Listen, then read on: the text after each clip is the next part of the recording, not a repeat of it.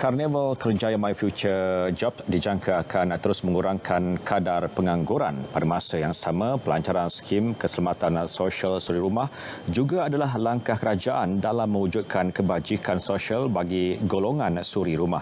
Kita ikuti langsung bersama wartawan Mohan Cina Sami di Pusat Konvensyen Kuala Lumpur. Silakan, Mohan. Salam sejahtera dan salam Malaysia Madani, dan hari ini merupakan hari yang bersejarah bagi golongan belia yang ingin mencari kerja kerana Karnival Kerjaya My Future Jobs 2023 telah pun diadakan pada hari ini sehingga esok di Pusat Konvensyen Kuala Lumpur yang menyediakan lebih 16,000 pekerjaan, dan juga untuk pengetahuan anda seramai 148 majikan turut terlibat dalam sesi menawarkan pekerjaan yang terbaik kepada golongan belia yang masih mencari pekerjaan. Dan untuk pengetahuan anda, sebentar tadi Yang Berhormat Perdana Menteri Datuk Seri Anwar Ibrahim telah pun melancarkan skim keselamatan sosial suri rumah dan juga Karnival Kerjaya My Future Jobs 2023. Dan ketika ini bersama dengan saya adalah Menteri Sumber Manusia Yang Berhormat Tuan V. Sivakumar. Terima kasih YB kerana sudi bersama kami pada ini. Mungkin YB boleh memberikan sedikit komen berkenaan dengan adanya program-program seperti Jamin Kerja Kerjaya ini. Apakah ia dapat mengurangkan kadar pengangguran di negara? Ya, pada ketika ini kadar pengangguran negara kita berada pada tahap yang rendah, iaitu hanya 3.7%. Dengan mengadakan program-program Karnival Kerjaya seperti ini, memang kadar ini akan terus dapat dikurangkan lagi. Pada hari ini lebih daripada 21,000 tawaran pekerjaan diberikan oleh lebih kurang 148 orang ataupun organisasi yang sedia datang untuk mengambil bahagian dalam karnival ini. Jadi saya hanya mensyorkan kepada pencari kerja seboleh-bolehnya terima apa-apa tawaran yang diberikan oleh majikan.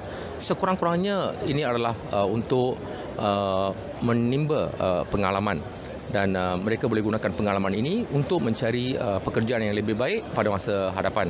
Tetapi untuk membantu diri mereka sendiri dan juga untuk mengurangkan kadar pengangguran di negara kita, maka satu daripada langkah yang patut diambil ialah untuk mereka yang masih mencari pekerjaan, ambillah apa-apa peluang yang diberikan oleh majikan.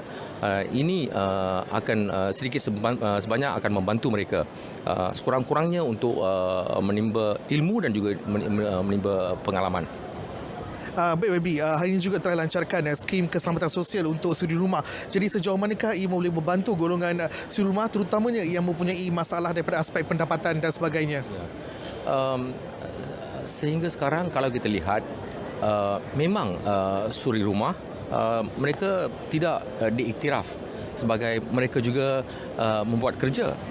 Sebenarnya golongan suri rumah ini sangat membantu dalam pembangunan ekonomi negara.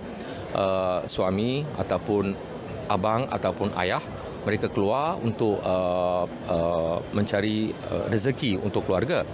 Tetapi pada masa yang sama, suri rumah, mereka berada di rumah dan mereka memastikan segala urusan rumah tangga dijaga, dan mereka sangat membantu untuk membangunkan ekonomi rumah tangga. Maka melalui Perkeso, skim keselamatan sosial suri rumah ini sebenarnya adalah satu pengiktirafan kepada golongan suri rumah bahawa mereka ataupun jasa mereka juga dikenang. Maka satu perlindungan diberikan kepada kaum hawa supaya mereka juga mendapat perlindungan yang sepatutnya mereka terima.